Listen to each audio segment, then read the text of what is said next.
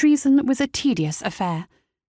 Anna peeked through the bushes, watching the guards take their sweet time setting up camp. She'd already been waiting there for hours before they showed up, and was truly desperate to move something, anything. The few bugs creeping along her clothing had almost become friends.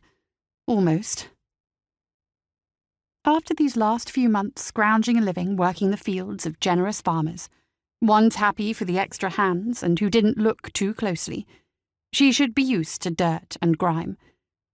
Still, too many years of reasonably comfortable living were hard to shake, even if that life was gone. The loneliness was worse. She still woke every morning expecting to see her sister Charlotte at her side, only to have reality punch her in the chest. Tingling numbness burned in her leg. How she longed to move it, to reposition her body just a bit. Too risky. If those guards managed to nab her, she'd be done.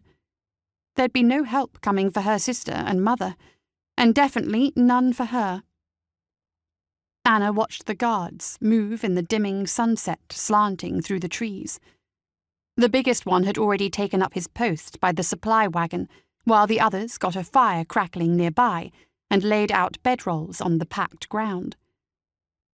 They seemed to favour this spot on the trek north to the Fairy Godmother's workhouse, almost always stopping here for a night of rest for both men and horses before continuing on.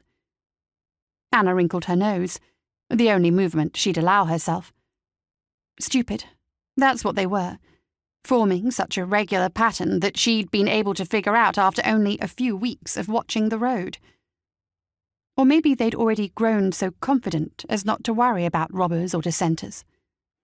After all, everyone in the city was so enamoured with their new queen, the graceful, beautiful, and all-around charming Cinderella. Anna choked back a snort. If only they knew. Though she had been like them too, once.